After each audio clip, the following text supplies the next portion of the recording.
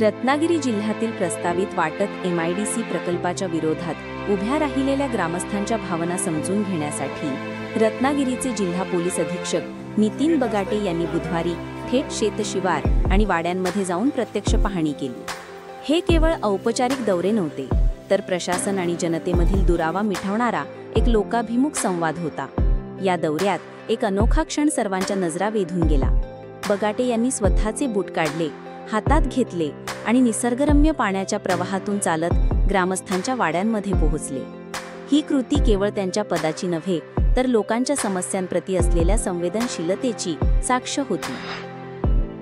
हे आमचं शेत आहे, ही आमची बागायत आहे आणि हे धबधबे पर्यटकांना भुरळ घालणारे आहेत। आम्हाला फक्त आमचं शांत आणि समाधानाचं आयुष्य हवं आहे। MIDC नको, अशा शब्दात ग्रामस्थांनी आपली भावना पोलीस अधीक्षकांसमोर मांडली।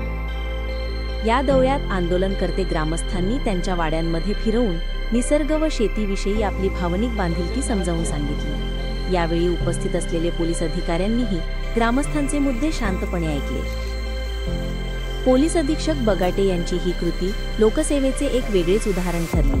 पदाचा गर्व न करता मानमरातब सोडून लोकांमध्ये मिसळण्याची ही त्यांची तळमळ सध्या प्रशासनाबाबत जनतेमध्ये निर्माण झालेला अविश्वास दूर करण्यास मदत करणारी ठरतीये। दौऱ्यानंतर जयगड पोलीस ठाण्यात आयोजित संवाद बैठकीतही बगाटे यांनी ग्रामस्थांशी शांततेने संवाद साधत दोन्ही बाजूंचा दृष्टिकोन समजून घेतला। या बैठकीला उपविभागीय पोलीस अधिकारी निलेश मायणकर, पोलीस निरीक्षक अश्वनाथ खेडकर आणि सहाय्यक पोलीस निरीक्षक कुलदीप पाटील हेही उपस्थित होते। ग्रामस्थ प्रतिनिधी प्रथमेश गवाणकर म्हणाले, ते पहिले IPS अधिकारी आहेत ज्यांनी आमच्या भावना थेट ऐकल्या।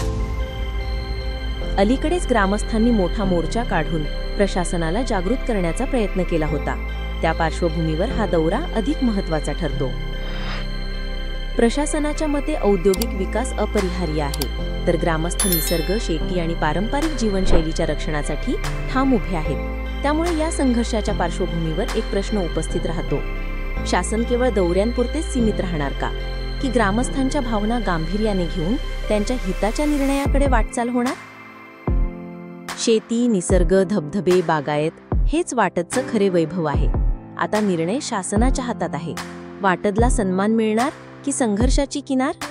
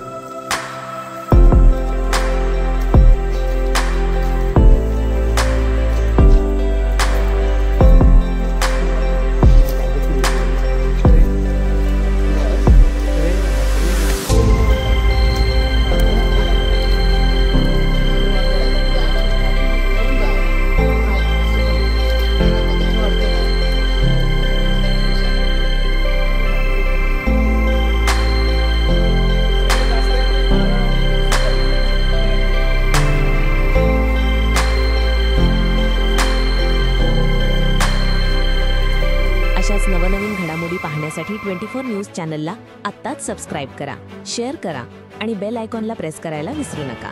आणि हो, तुमची प्रतिक्रिया देखील कॉमेंट बॉक्समध्ये नोंदवा।